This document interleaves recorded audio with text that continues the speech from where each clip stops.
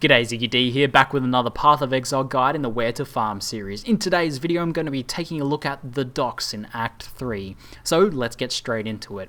The docks is going to be the main zone you're going to be farming before you get into maps. Now, some people do like to farm Lunaris Temple because it is a much higher level and you can get much higher level gear and much better experience. However, Lunaris Temple is very, very dangerous. So, although it's a popular area in Default and Anarchy League to farm, if you're playing in Hardcore League or Onslaught League or any other league where you really want to avoid death as much as possible, or before you get to Lunaris Temple, then the docks is going to be your place to farm. Now, another great thing about the docks is pretty much once you're done farming City of San to get to around the level 60 mark, you can pretty much go straight from the docks to San encampment. Now that doesn't make much sense looking at this map, since you would have to go, it looks like you would have to travel all the way here.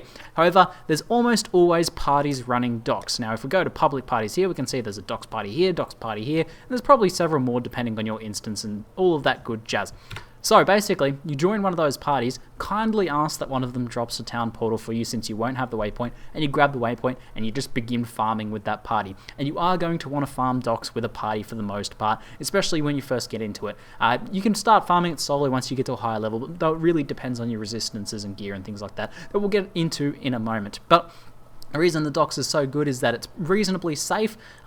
You don't need too much in terms of resistance, just fire resistance and cold resist. You don't need any lightning resist, and you don't need any chaos resist. And you can deal with most of the mobs well enough. And also, on top of that, there's great density of trash mobs and also magic mobs and rare mobs. There's just a ton of them in the zone. So, before we start taking a look at monsters and the gear and everything you'll need like that, I just want to show you guys the map, because I've cleared this one out already just to show the layout of the docks. Basically, you have this central section here, which the waypoint will always be in this central square section here. Now, this can be arranged in any number of different ways, since this is all randomly generated. But then, off the sides of that, you have a number of piers. So there's one pier here. If we move down to the right, there's another pier here, and there's another pier here, which I'm standing on. One of these piers will have the quest item supply container here, which you can grab, just in one of your farming runs. Pretty easy stuff. And there's always a blue pack of enemies around here at the end of the supply container. So you pretty much want to duck down to each one of these ends of these piers, clear out each one of those, and clear pretty much everything in this zone as well. Now, if you come to this zone here, which you can recognize by a number of train tracks in a line, so there'll be like, it's like 5 or 6 separate train tracks all next to each other, spaced out like this, this, and this. That'll let you know that you're in this particular area. There's no monsters in this area around this doorway, and there's really no point in running there unless you want to reset the zone there. But for the most part, the way people will reset the zones is if they finish the run at the end of one of these piers, one person in the party will open a town portal, which the occasional town portal between 6 people isn't too bad. Or if you finish the zone in this central area, then you can just run back to the waypoint and refresh there. So we'll go ahead and get rid of this map and we'll town portal back to town to reset the instance. So as always, you just want to go to your waypoint and you want to control click on the docks to make a new instance and click new there, and you can run in there. And we'll start taking a look now at the different mob packs in this area. Now, as I said, the only resistances you really need in here are cold and fire, which is really good. There's nothing that does any lightning damage or chaos damage. So, but however, that said, you do want to make sure that your cold and fire resistances are maxed out. So here we have a pack of skeletal archers. These guys aren't too dangerous. However, if they do spawn blue or as champs, they can spawn with added cold or fire. So nothing too much to worry about these guys. You can pretty much just kill them down. They're just good experience. They tend to group up pretty nicely. Nothing too much to say about the skeletons. But let's go hunt down some other guys. Okay, here was the train track section I'm talking about. 1, 2, 3, 4 train tracks. You can tell based on the little circles here and that they all go off in this area. We know 100% of the time if we find this section here, we just head in the other direction, because the doorway is always going to be here and there's nothing ever to kill in this particular area, and you're just going to be wasting time if you try and explore out that little section of the map. So we can head down here. As we can see, we've got a blue pack of skeletons. These guys just reduce physical damage taken. Nothing too exciting there. You can just work these guys down with good experience. So I'll work down this pack, but I won't fully clear out this zone. Okay, this is actually good.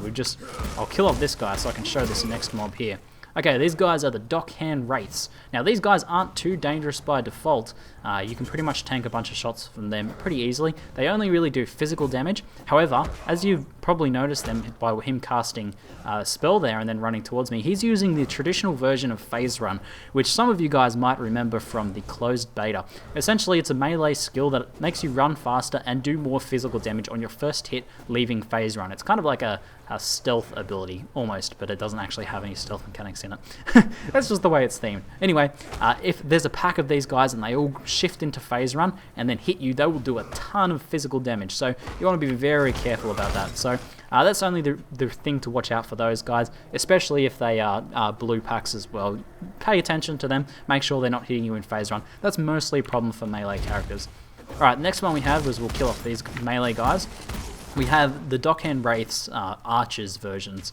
Now these guys will use ice shots, so you really want your maxed out cold resist for these guys, because a pack of these, like 5 or 6 of them, all ice shotting you will do quite a bit of damage. I don't know why none of these guys are using, there we go, one of them hit ice shot. Now the other thing about ice shot, of course, is that it applies that slow ground effect, which if you're surrounded by a pack of mobs and you get slowed from ice shot, that's pretty dangerous there. So you know, just be aware of that, but make sure you have reasonably close to max ice resist, which you should have at this point in the game, and you'll be okay against that pretty much.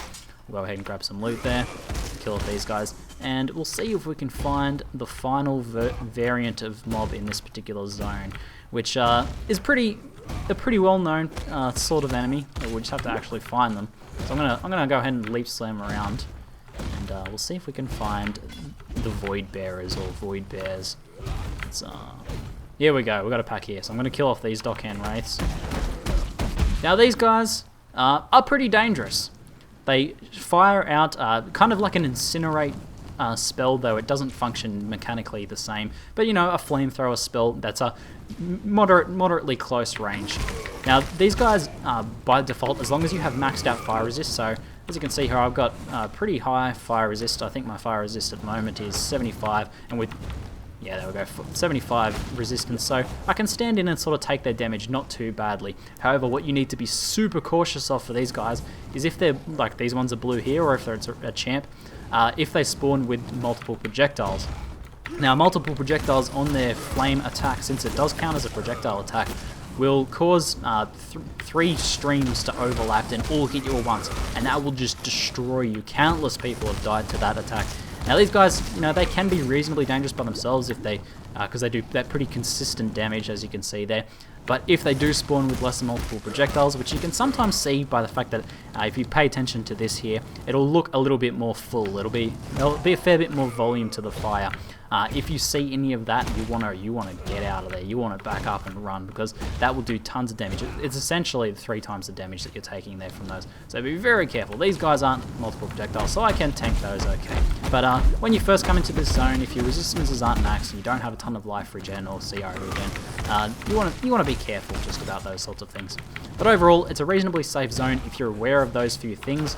You know, trying not to get hit by multiple ice shots at once, not letting multiple projectile variants of the Void Bearers hit you, and being careful of the phase run from those melee versions of the Dockhand Wraiths, and you will be okay. Yeah, I think that pretty much covers it. Enjoy farming the docks, because you will be farming it plenty to build up your map pool and gear up your character. I know I've been farming up quite a bit on this particular character to save up currency for a Moroi Urki so I can start taking on the maps. Anyway, I think that covers it. That's it for now. I'm ZiggyD, and thanks for watching.